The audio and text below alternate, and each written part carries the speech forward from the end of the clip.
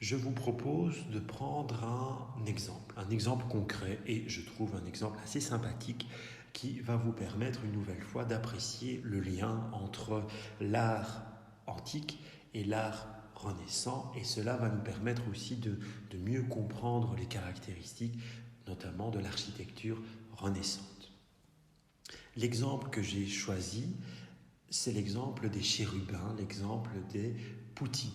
Alors, je vais vous expliquer dans un instant ce qu'est un poutot, ce que sont les poutis. Mais avant tout, j'aimerais bien vous présenter cette œuvre.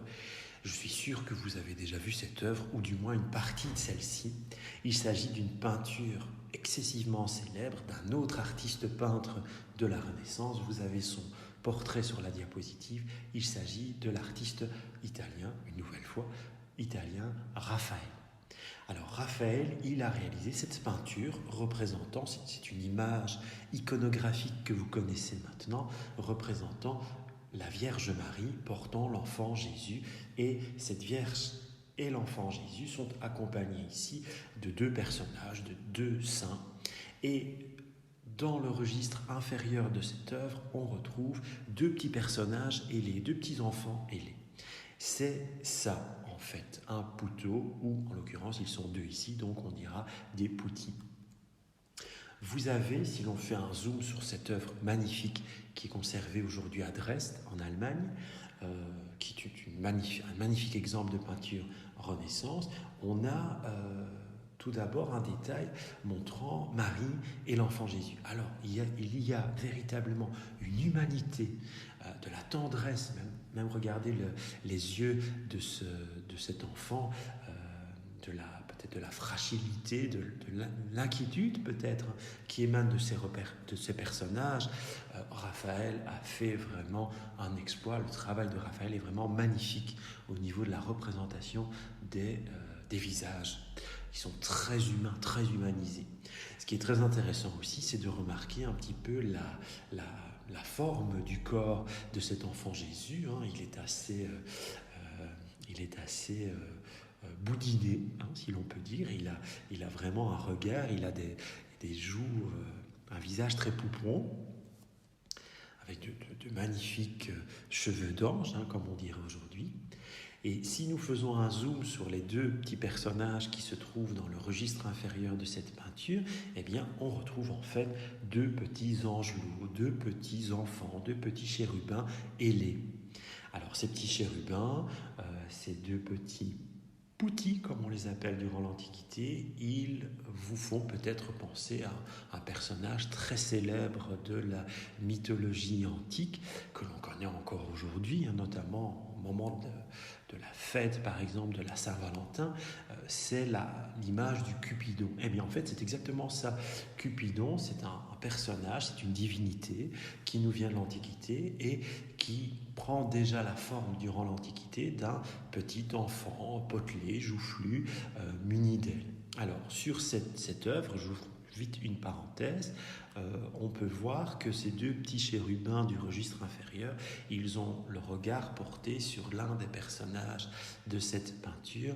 Le personnage en question, il s'agit en fait de Sainte Barbe. Sainte Barbe, c'est une sainte qui est représentée justement à droite de la composition et on voit un jeu de regard extraordinaire conçu par Raphaël dans cette œuvre vraiment fantastique. Je pense que si vous avez l'occasion un jour de vous rendre à Dresde, vous devez impérativement essayer d'aller voir cette peinture fascinante en vrai.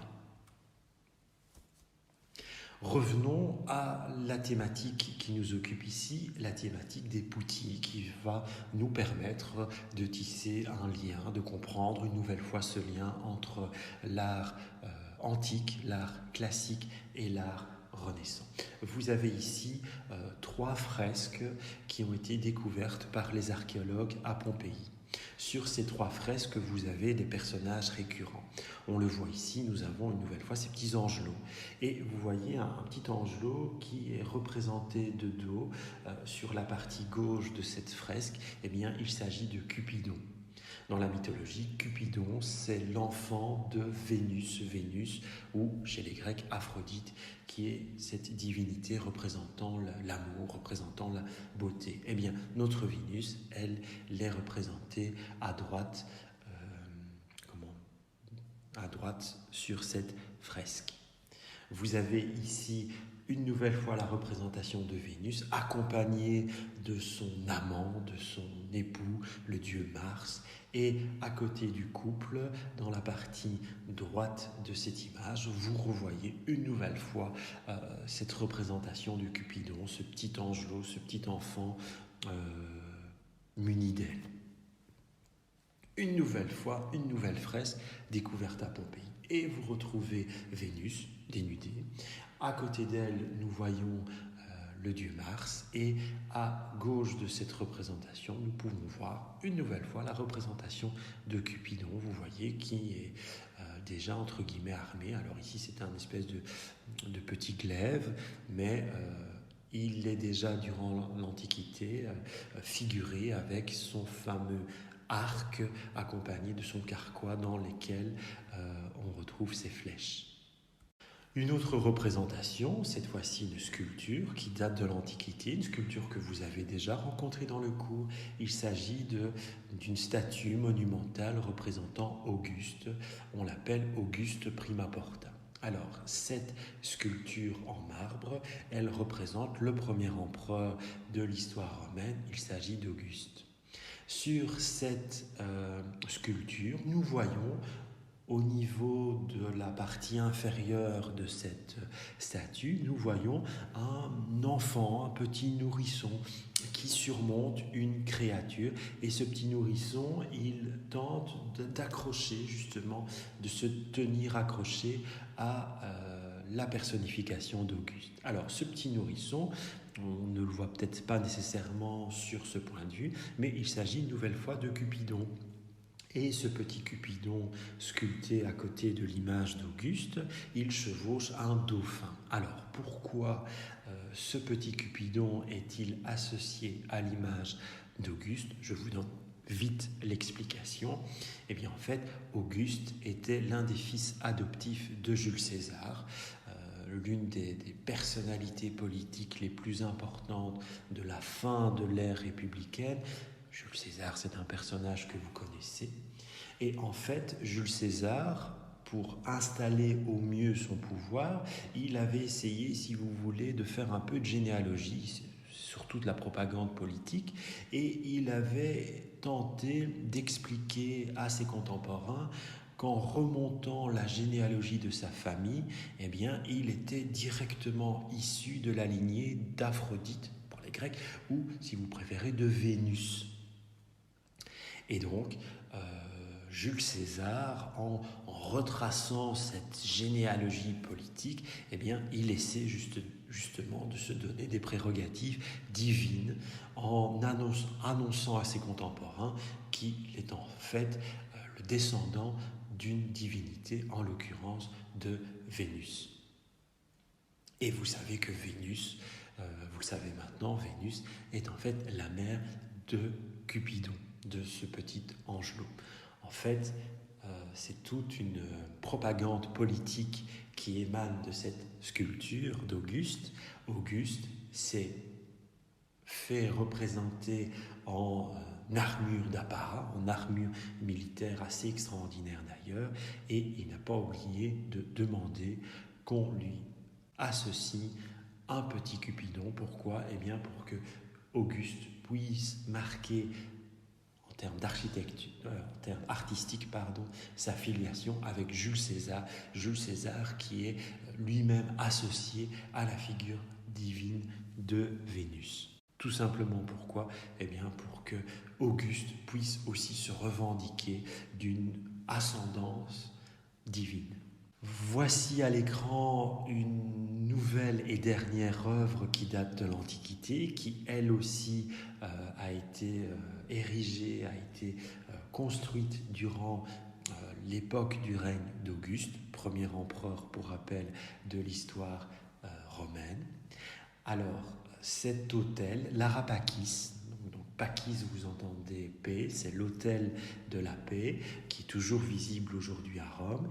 Il était jadis positionné sur le champ de Mars, qui est une zone bien connue de la Rome antique. Sur le champ de Mars, que fait-on? Eh bien, on s'entraîne, les soldats, les légionnaires s'entraînent et y vivent avant de partir à la guerre, de partir dans ces guerres de conquête qui vont être menées à l'époque républicaine et aussi durant l'époque impériale. Le champ de Mars, il est dédié bien entendu à une autre divinité. Cette divinité, c'est le dieu Mars, le dieu de la guerre.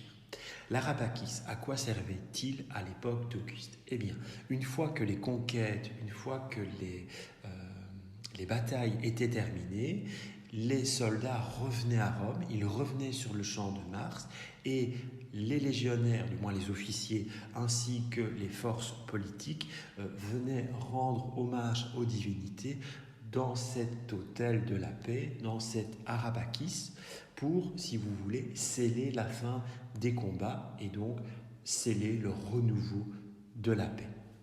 Cet autel est très intéressant parce qu'il représente différents bas-reliefs et je vous propose d'analyser brièvement l'un des bas-reliefs de cet autel. Vous voyez ici une représentation où vous avez quand même beaucoup de personnages. Ce bas-relief du 1er siècle après Jésus-Christ, il représente quoi? Eh bien, au centre, nous voyons un personnage féminin qui tient 2 petits bébés, 2 petits nourrissons. Ce personnage symbolise la terre, c'est la terre-mère. Et vous voyez dans ce bas-relief, qui date donc du 1er siècle de notre ère, vous voyez de nombreux motifs. Alors, nous avons des animaux fantastiques ou des animaux réels qui existent, qui sont représentés sur ce bas-relief. Vous voyez aussi de nombreux motifs floraux et nous retrouvons bien entendu 2 petits enfants, 2 petits chérubins grassouillets qui nous permettent une nouvelle fois de nous raccrocher à notre thématique des Poutines. Ce que vous devez essayer de retenir en observant ce bas-relief, c'est qu'en fait, beaucoup d'éléments qui façonnent ce bas-relief ont inspiré directement l'art renaissant. Si vous avez bien compris la stratégie de la Renaissance, c'est tout à fait normal. Pourquoi? Eh bien parce que l'art renaissant va tirer ses inspirations de l'art antique, de l'art de l'Antiquité, et en l'occurrence ici, de l'art de l'Antiquité romaine.